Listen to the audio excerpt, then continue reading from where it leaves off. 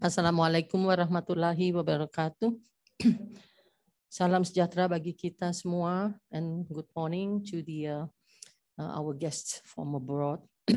Pertama-tama terima kasih dan penghargaan yang sebesar-besarnya atas terselenggaranya the first Animal Welfare Indonesia Conference, inisiatif dari Yayasan JAN, pimpinan Ibu Karen Franken dan jajarannya, dan juga atas kesempatan untuk berbagi pada pagi hari ini.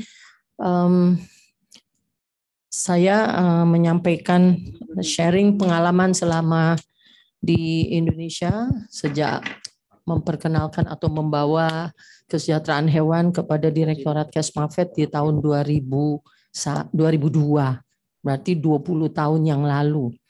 Dan saat ini masih Tuhan berikan umur untuk boleh berbagi pengalaman. Jadi Bapak Ibu sekalian yang saya hormati dan hargai, terima kasih berbagi di forum pada pagi hari ini dan saya tidak sebutkan satu persatu. Mudah-mudahan kegiatan ini dapat terus berlangsung sebagaimana tadi diharapkan oleh Ibu Dekan dari program studi kedokteran hewan di Unhas. Baiklah, saya memberikan judul yaitu tantangan dalam edukasi publik tentang kesejahteraan hewan di Indonesia. Jadi mungkin agak berbeda dengan yang lain bahwa dengan pengalaman mencoba menyampaikan kesejahteraan hewan kepada berbagai sektor yang mengurus hewan, ternyata pada intinya tidak semua dengan mudah menangkap apa sih yang diinginkan dari kesejahteraan hewan. Oleh karena itu saya mengatakannya sebagai tantangan.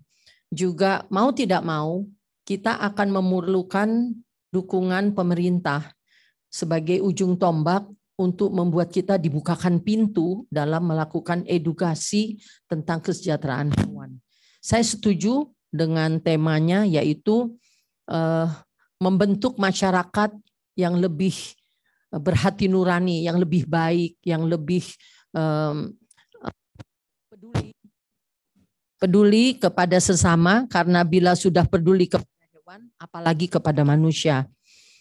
Jadi saya akan menyentuh tidak kepada hewan kesayangan saja atau pet animals, tapi menyeluruh. Baiklah, di dalam pemanfaatan hewan kita tahu dalam kepentingan, slides please.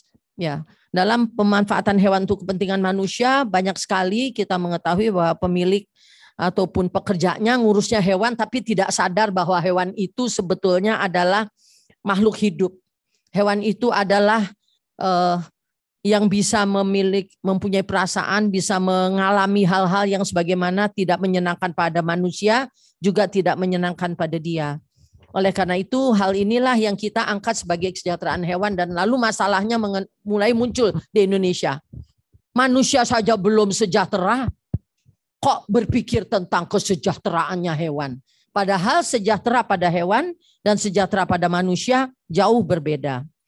Kita juga mengetahui tadi sudah disebut mengenai adanya keseimbangan ekosistem. Makhluk hidup itu ada 3, manusia, hewan, tumbuhan, dan ada lingkungannya. Dan manusia hanya bisa hidup dari yang hidup. Manusia harus makan. Manusia hanya bisa hidup dari tumbuhan atau dari hewani. Nah, dia nggak makan batu, nggak makan plastik, nggak makan kayu, tetapi makan yang hidup. Lalu bagaimana yang hidup ini, yaitu hewan, sampai kepada badan manusia ini dimakan sebagai pangan manusia, tetapi tidak dengan rasa bersalah. Disitulah kesejahteraan hewan akan masuk.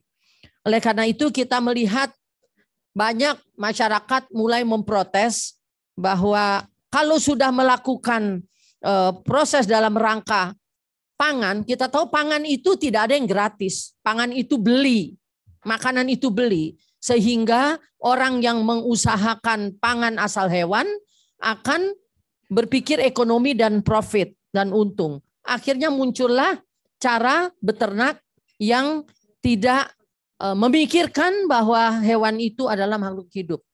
Slides-nya. Saya rasa saya udah lewat ini. Ya.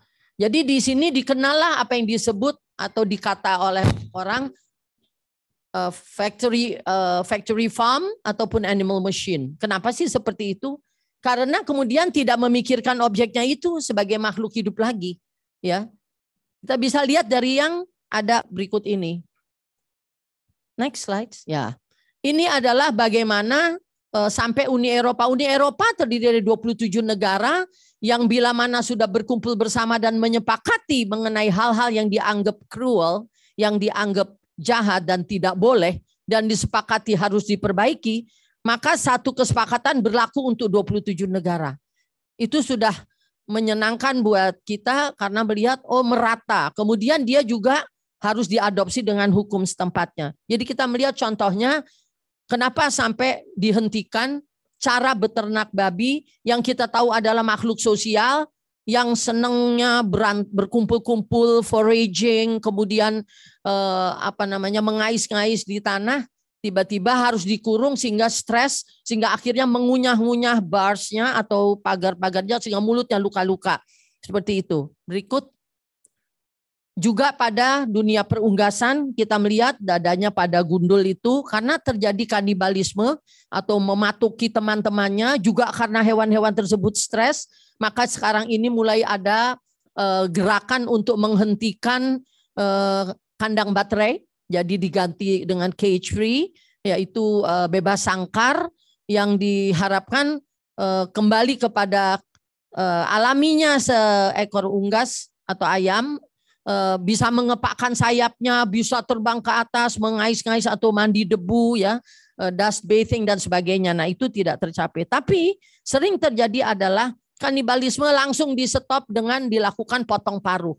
Main potong aja sampai menyakitkan dan menyiksa. Terlihat pada slide berikut. Next.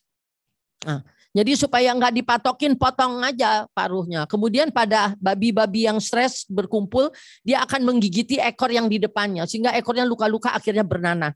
Nah itu juga langsung dari kecil dipotong saja. Jadi mereka menyelesaikannya bukan dicari faktor ada hal apa, stres apa yang membuat hewan itu demikian. Kita baru sekarang memperjuangkan supaya farms atau peternakan itu memahami adanya kesejahteraan hewan yang harus diatasi sehingga akan banyak keuntungan yang bisa diperoleh. Nah, kita akan berpikir apakah kesejahteraan hewan itu hanya untuk hewan kesayangan? Kebetulan Jaan domestic animals-nya banyak fokus pada small animals, yang wildlife ada divisi lain lagi, yang farm mungkin ada yang divisi lain. Nah, tapi saya menyantumkan di sini bahwa kita semua mengetahui kesejahteraan hewan adalah pada 5 kelompok ini. Kelompok hewan pangan, kelompok hewan hobi, satwa liar atau zoo animals, kemudian aquatic marine animals because Indonesia is an archipelago, dan juga adalah hewan laboratorium atau hewan coba yang membantu di Kementerian Kesehatan. Dari archipelago Indonesia 17.000 pulau, kita mempunyai 1.131 etniks dengan 652 dialeks atau bahasa. Bukan hal yang mudah. Belum mengenai tradisional rituals. Seperti tadi kita lihat penari-penari kita dengan berbagai kostum. Dari setiap wilayah ada adat istiadat dan ada rituals ataupun ceremonies yang menggunakan hewan. Nah, apakah kita bisa merubah itu? Boro-boro sampai kepada yang tradisional untuk industri saja dan untuk bagaimana pemerintah daerah harus mengadakan kontrol populasi misalnya, sudah merupakan satu tantangan. Jadi bagaimana memahami suatu kesejahteraan hewan ternyata bukan isu yang sederhana. Ini ada 7 faktor yang saya angkat, bahwa kesejahteraan hewan itu adalah sesuatu yang kompleks, ya, banyak sudut pandangnya, kemudian ada kesepakatan internasional seperti tadi One Health, One World, One Health, or the World Organization for Animal Health, Animal Welfare, in the Animal Health Code, ya. Jadi kesepakatan dunia internasional oleh OIE, Organisasi Kesehatan Hewan Dunia, kemudian kebijakan publik, Direktorat Kesmafed juga mengeluarkan berbagai aturan baik dari undang-undang sampai peraturan menteri, kemudian juga dasar ilmiah dan etiknya. Kita manusia adalah makhluk beradab. Jadi harusnya memiliki etika. Bagaimana memperlakukan hewan juga ada tata keramanya ataupun ada hati nurani yang menunjukkan bahwa kita ini bukan masyarakat yang tidak beradab. Kemudian juga harus ada payung hukum. Dan ini juga harus terus dikembangkan agar memberi pemahaman. Contohnya waktu kita kebetulan saya dengan beberapa kawan-kawan dari perwakilan juga dari LSM, dari bidang hukum dan sebagainya memperjuangkan pasal-pasal tentang penganiayaan pada hewan atau cruelty to animals kepada revisi dari KUHP, RKUHP. Bukan main beratnya karena kami harus mengajarkan pemahaman kepada orang-orang wakil rakyat di DPR yang banyak tidak peduli hewan, tidak senang hewan dan nggak mengerti dokter hewan dan teman-teman mau ngapain. Dan kenapa sih mesti ribut penganiayaan ini kan sudah berlangsung berpuluh tahun, beratus tahun, mau dirubah apa? Oke. Jadi untuk mendapatkan perwakilan suara kita yang ikut di dalam drafting revisi terhadap RKUHP itu harus kita bagi dulu ilmunya sehingga mereka bisa berargumentasi. Itu sangat kompleks, makan waktu, melelahkan. Ya, jadi akhirnya itu juga ada di dalam aturan hukum. Kita bersyukur bahwa telah disahkan masuk di RKUHP ada 3 tahun tenggang. Kalau ada kelompok yang memprotes, maka kita harus maju untuk membantu di dalam tim yang penyusun RKUHP untuk mengargumentasikannya. Mengapa itu dibuat seperti itu. Kemudian kita juga tahu Indonesia dengan Pancasila, yang pertama adalah ketuhanan yang Maha Esa. Semua agama ternyata mengatur mengenai tidak boleh kejam terhadap hewan. Dan juga adat budaya di masyarakat kita yang menggunakan hewan tapi sering tidak mengerti bahwa itu adalah hal yang kejam. Dan utamanya lagi nanti paling penting yang pemerintah harus mengatur adalah perekonomian dan perdagangan berobjek hewan. Nah, jadi pada kenyataannya memang ujung tombak dari perjuangan perbaikan animal welfare adalah pada orang-orang yang pada dasarnya memiliki empati, sudah memiliki kepedulian. Kita ada compassion bagaimana terhadap and we love the animals. That's the start. Kalau orang sudah, I don't care, I don't see animal have a problem or whatever, then it is very difficult to discuss it dengan orang-orang yang peduli aja juga tidak. Oleh karena itu kita mesti membandingkan dan melihat bahwa ada beberapa penyerapan dari prinsip kesejahteraan hewan yang memang sudah disepakati Organisasi Kesehatan Hewan Dunia atau OIE. Kita tetap berpedoman sebagai OIE atau WOAH adalah organisasi beranggotakan 180 negara yang diwakili oleh kementerian-kementerian yang mengurus hewan sudah bersepakat animal welfare adalah harus dengan prinsip 5 freedoms yang diadopsi dari Inggris dulunya. Jadi saya cuplik juga di dalam paparan ini sumbernya adalah dari arsip di Inggris. Nah, 5 freedoms semua mungkin sudah mengetahui. Termasuk ada 3R untuk research ya, yaitu yang reduction, refinement dan replacement kita nggak bahas. Ternyata di dalam dunia satwa liar dia memang mungkin prinsip 5 freedoms yang sebetulnya awalnya buat farm animals atau hewan penghasil daging susu telur, dia mengambil yang dikeluarkan oleh Dr. David Beller dari Massey University New Zealand yang mengambilnya 5 domains. Jadi dia membaginya kalau pada satwa liar itu physical state dan mental state. Satwa liar hanya gara-gara mental state dia mati. Padahal mungkin disediakan makan, lingkungannya baik, tapi dia mati. Jadi karena dia tidak terbiasa. Jadi 5 domains diadopsi oleh WAZA ya, atau Asosiasi Kebun Binatang dan Akuarium Sedunia. Next. Kemudian di kalangan Asosiasi Dokteran Praktisi Hewan Kecil Dunia atau WASAFA, dia mengapproach-nya kepada dunia hewan kecil atau pets, di mana ada industri, ada kemudian juga klinik-klinik dan kemudian pemilik hewan. Lalu dia mengambilnya kepada needs-nya, jadi kebutuhan yang paling diperlukan oleh pets. Jadi caregiver-nya harus bagaimana pemberi layanan perawatan. Jadi kita melihat contoh dari 5 freedoms kemudian diambil di mana-mana. Nah, saya ingin memasuki bagaimana yang tradisional, contoh saja next di dalam Indonesia. Emang sudah sampai hewan sentient ya? Kecepatan kayaknya, Dok. Oke. Nah, di dalam masuk di sentient. Banyak yang belum memahami mengenai hewan sentient. Jadi pada dasarnya pemahaman hewan adalah makhluk sentient adalah yang memiliki rasa, mempunyai rasa. Jadi makhluk sentient ini selalu dikaitkan dengan perkataan can the animal speak, bukan pertanyaannya, tetapi yang harus dijawab adalah can the animal suffer, ya. Jadi dia boleh nggak ngomong tapi dia bisa menderita. Jadi nomor satu adalah dibuktikan bahwa hewan itu bisa merasa. Secara ilmiah ya ada. Yang paling sederhana adalah anjing. Di mana kita melihat anjing itu adalah pandai dan dia loyal atau setia dan cerdas, ya. Kemudian juga kita melihat dia merasa tidak senang atau menderita juga terlihat dan terukur. Antropomorfisme adalah menyamakan dengan orang. Kita tahu rasanya lapar tuh nggak enak, dia juga lapar. Dia kesakitan, kita sakit, dia juga tahu kesakitan, ya. Dan dia ketakutan karena kita juga manusia tahu rasanya takut dan sebagainya dan haus. Nah, itu tidak sulit untuk dibedakan. Kemudian dalam cara hewan menemui kematian, ini menjadi salah satu yang sering dilupakan. Dilihatnya hewan sudah mati. Dari hewan mati kita mengetahui ada kesejahteraan hewan yang terkompromi atau yang tidak dibuat. Sehingga di sini haruslah kita mengatur bagaimana sebetulnya hewan itu mati adalah sesuatu yang harus diajarkan kepada para pemilik hewan. Next, dok. Nah, contohnya di Madura yang terkenal dengan sapi.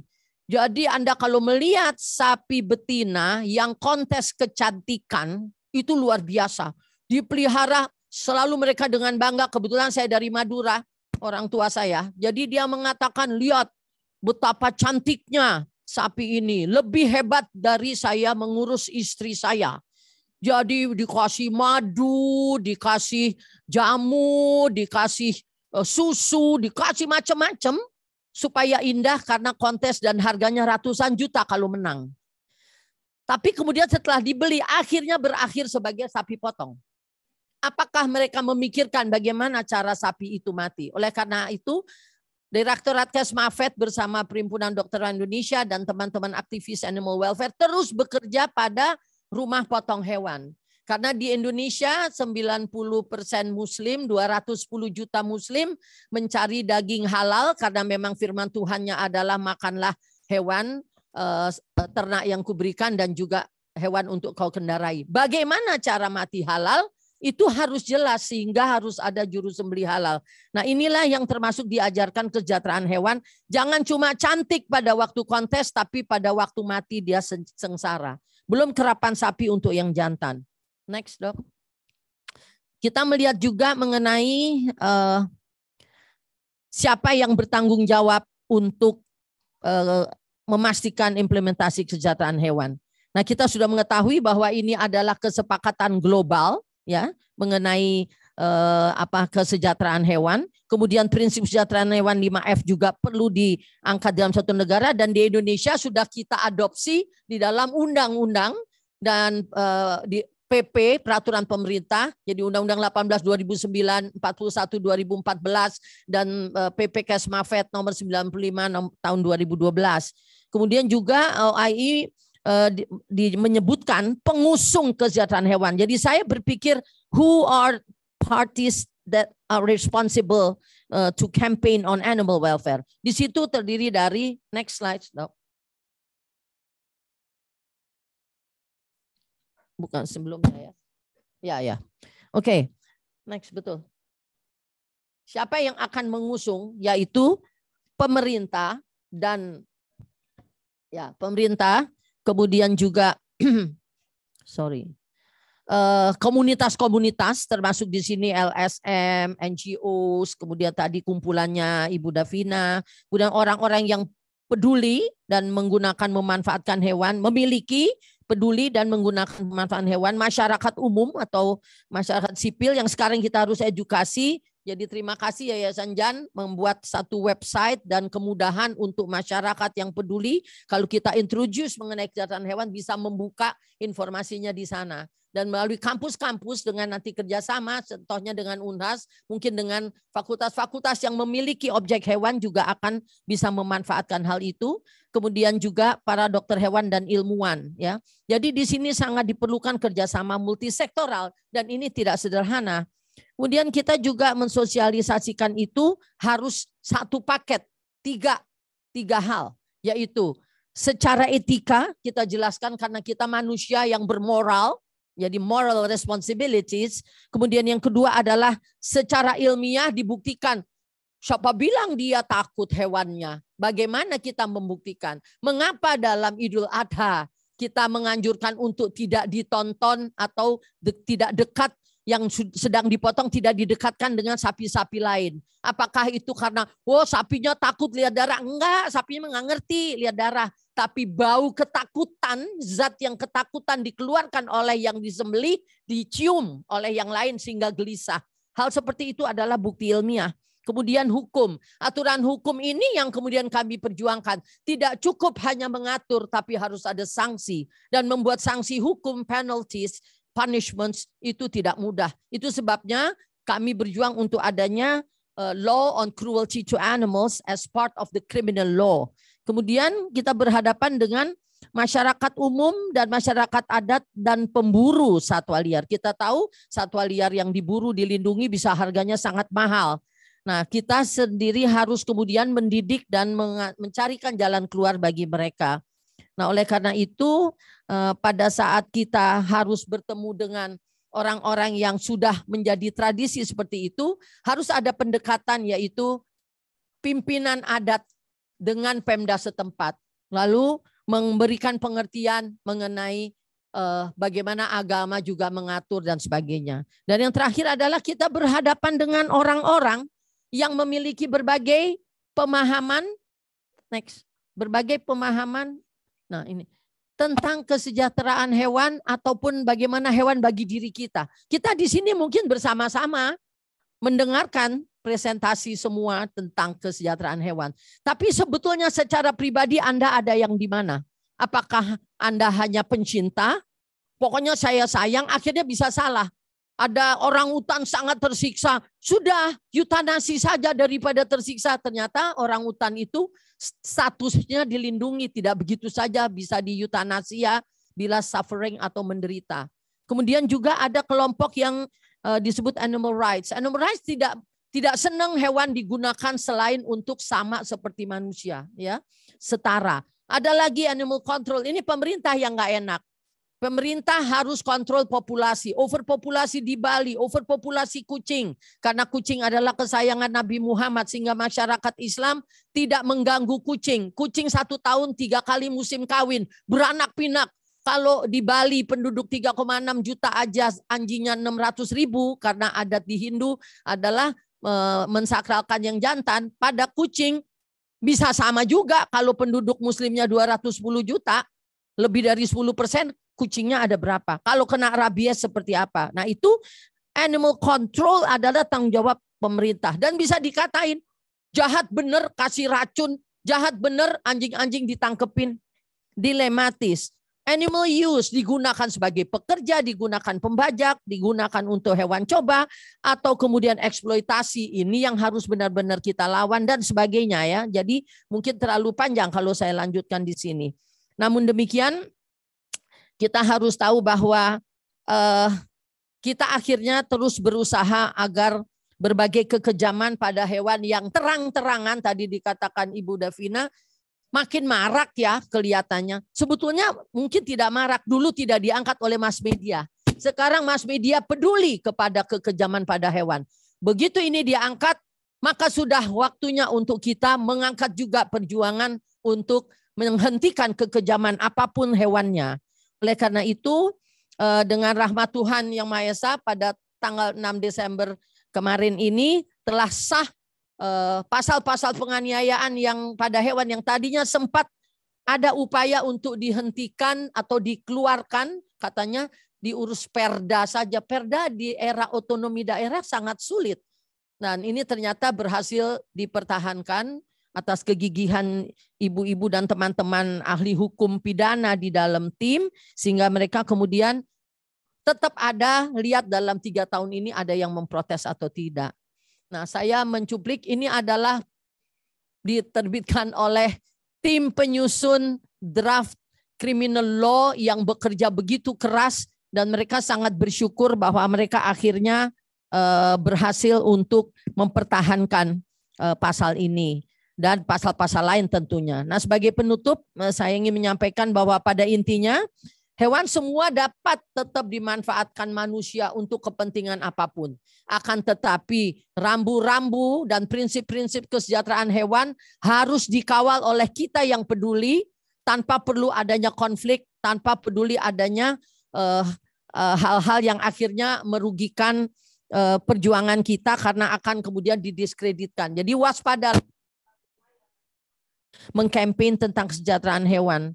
Aturan hukum di Indonesia juga bagaimana penggunaan hewan-hewan pada setiap sektor, dan di dalam khususnya sistem produksi pangan asal hewan ini yang terus disosialisasikan karena bisa menjadi boikot bagi Indonesia, apalagi pemerintah tentu berkeinginan juga untuk bisa mengekspor, dan jangan sampai seperti contohnya kebun sawit, minyak sawit Indonesia diboikot karena menggantikan hutan sehingga satwa liarnya tidak mempunyai sumber pangan, sehingga akhirnya terlantar dan sebagainya, diambil filmnya dan di-upload, dan akhirnya sempat terjadi boikot walaupun kemudian diargumentasikan kembali. Itu baru contoh-contoh. Nah, dari gambaran besar ini mudah-mudahan kita melalui Animal Welfare Conference yang diinisiatifi oleh Yayasan Jaan dan Ibu Karin dan kawan-kawan, dengan kerjasama semua pihak dapat terus berlangsung untuk mengangkat lebih banyak lagi pemahaman-pemahaman tentang kesejahteraan hewan. Demikian saya sampaikan. Mudah-mudahan dapat bermanfaat bagi semuanya. Terima kasih, dan mari kita terus berjuang untuk kesejahteraan hewan sebagai satu misi mulia kita sebagai makhluk hidup yang mendapatkan kesejahteraan dari hewan yang kita urus. Terima kasih. Wassalamualaikum warahmatullahi wabarakatuh. Salam sejahtera bagi kita semua. Selamat pagi.